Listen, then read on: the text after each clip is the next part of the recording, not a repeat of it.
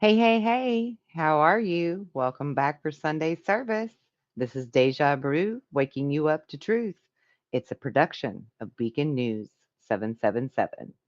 My name is Kelly, and today we're going to talk about what is the nature of God. I have some fun stuff from Mr. Alan Watts that is very thought provoking, philosophical, theological, and well researched. Seems that he's on the same page with myself. So I would love to share with you some of his findings.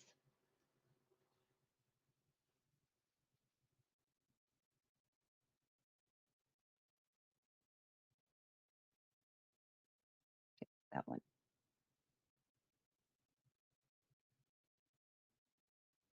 Now, I'm sure that most of you know the old story about the astronaut who went far out into space and was asked on his return whether he had been to heaven and seen God. And he said yes. And so they said to him, well, what about God? And he said, she is black. And although this is a very well-known and well-worn story, it is very profound. Because, I tell you, I knew a monk who started out in life as pretty much of an agnostic or an atheist.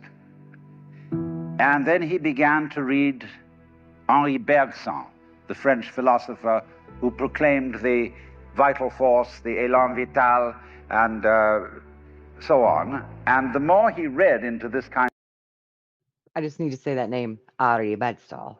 of philosophy, the more he saw that these people were really talking about God.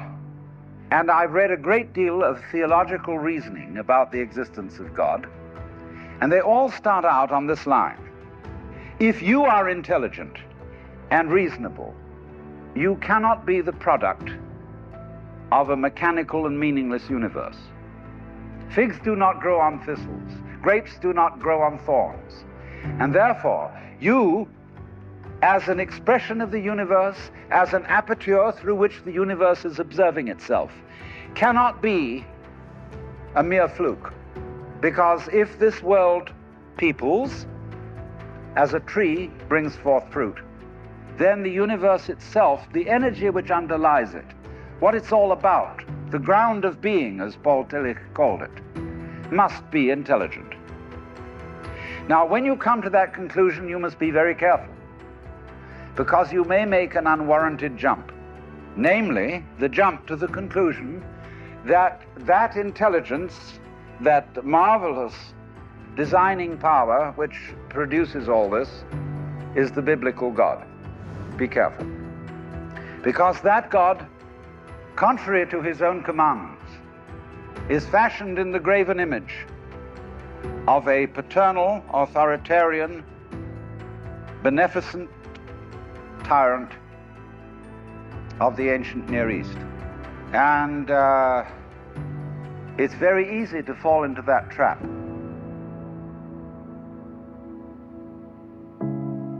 Because it's all prepared, institutionalized in the Roman Catholic Church, in the synagogue, in the Protestant churches, all there ready for you to accept. And by the pressure of social consensus and so on, it is very natural to assume that when somebody uses the word God, it is that father figure which is intended. Because even Jesus used the analogy, the Father, for his experience of God. He had to. There was no other one available to him in his culture.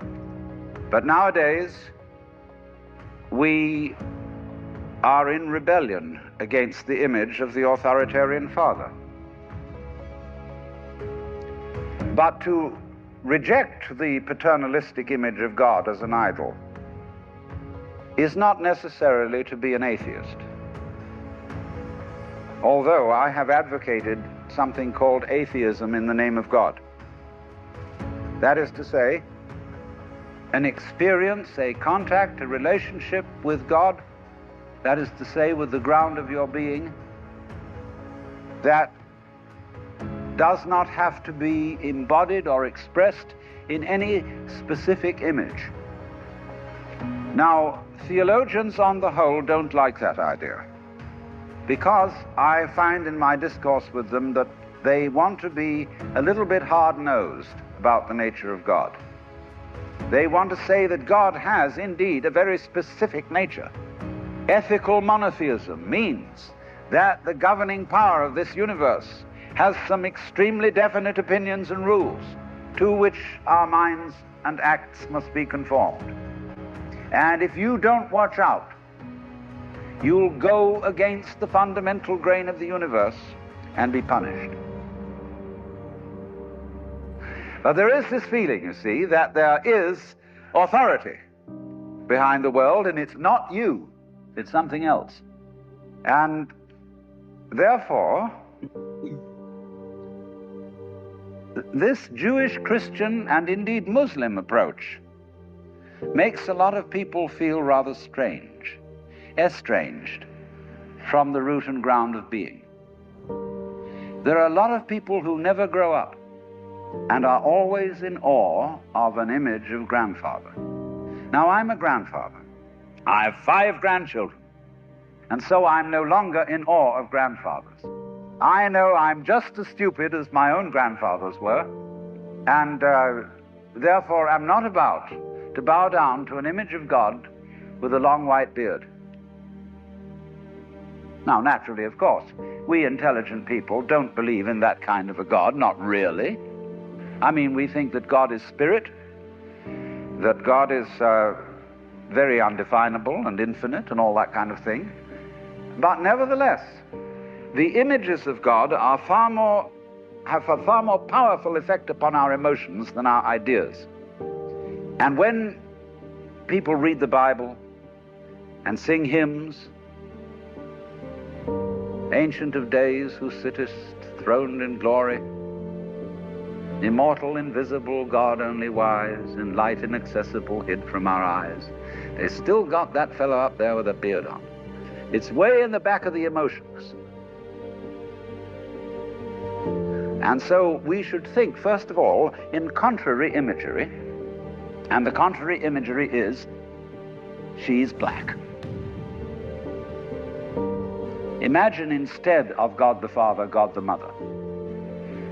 Well, she, first of all, feminine, represents what is called philosophically the negative principle.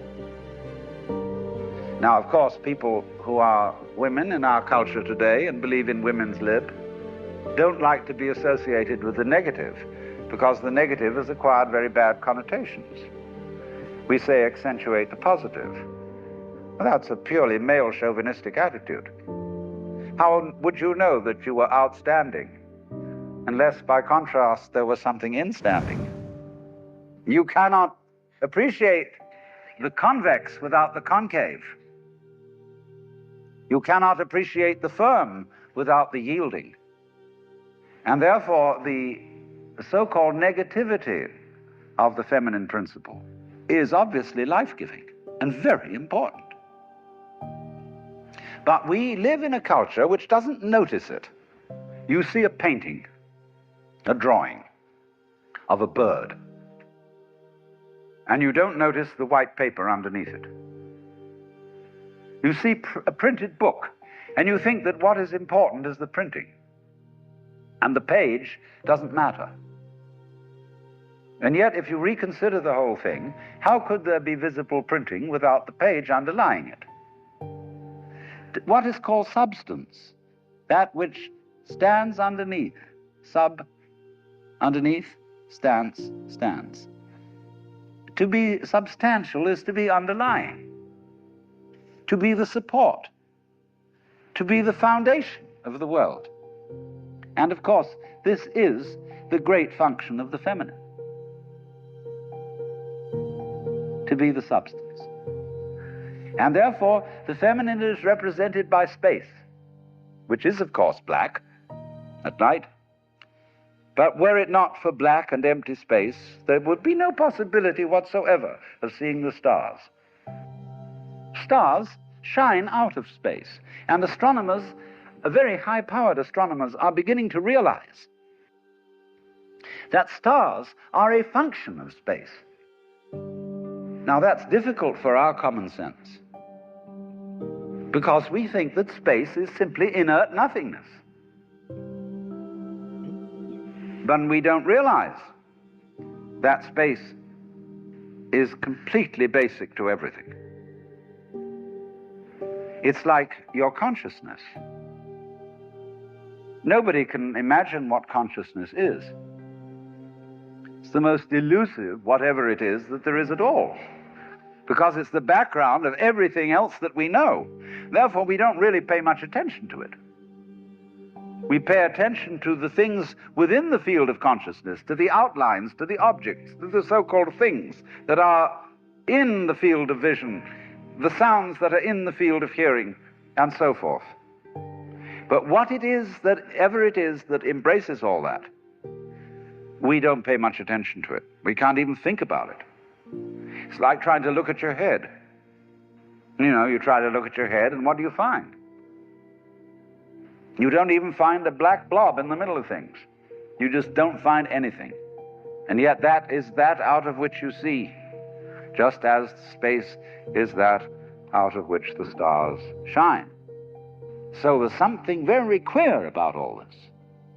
That which you can't put your finger on, that which always escapes you, that which is completely elusive, the blank, seems to be absolutely necessary for there to be anything whatsoever. Behind the Father image, behind the Mother image, behind the image of light inaccessible, and behind the image of profound and abysmal darkness, there's something else which we can't conceive at all. Dionysius the Areopagite called it the luminous darkness. Nagarjuna called it Shunyata, the void. Shankara called it Brahman, that which can only, of which nothing at all can be said. Neti neti, beyond all conception whatsoever. And you see, that is not atheism in the formal sense of the word. This is a profoundly religious attitude, because what it corresponds to practically is an attitude to life of total trust, of letting go. When we form images of God, they are all really exhibitions of our lack of faith, something to hold on to, something to grasp. But when we don't grasp, we have the attitude of faith. If you let go of all the idols, you will of course discover that what this unknown is, which is the foundation of the universe, is precisely you. It's not the you think you are. No, it's not your opinion of yourself. It's not your idea or image of yourself. It's not the chronic sense of muscular strain, which we usually call I. You can't grasp it. Of course not. Why would you need to? Supposing you could, what would you do with it? And who would do? And it isn't even who others tell you that you are, whether they profess to be higher educated or scholarly above you. I want you to contemplate on who you really are and what the nature of God really is. I want you to come back home to the church and the temple that is you, that is within this vessel that God works through.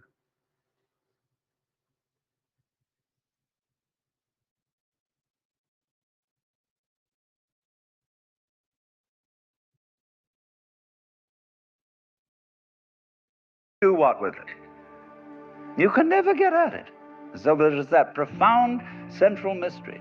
And the attitude of faith is to stop chasing it, stop grabbing it, because if that happens, the most amazing things follow. But all these ideas of the spiritual, the godly, as this attitude of must, and we have been laid down the laws which we are bound to follow, all this jazz, is not the only way of being religious and of relating to the ineffable mystery that underlies ourselves and the world.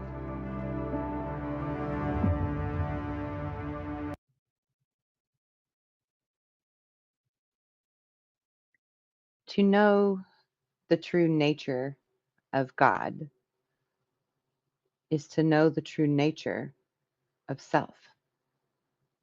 And that is the key to walking in true faith.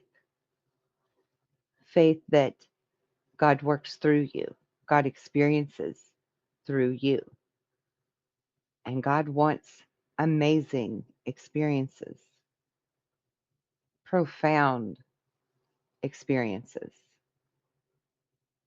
And we have all went through deeply profound, painful experiences that God also witnessed through us, felt, experienced through each of us, in hopes that this consciousness project, if you will, would continue to allow God to evolve. So every time you grow, every time you understand more, and every time you connect back to God, back to the one, back to source, the universe, whatever you want to call it, you're evolving and you're helping our Creator to evolve. The religions of our world have many great truths in them, but many great truths were left out in order for you to be controllable, in order for you to be less than.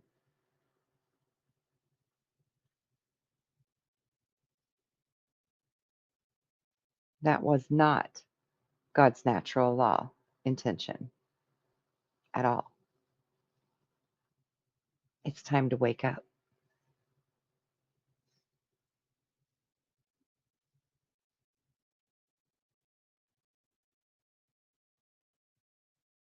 Wake up.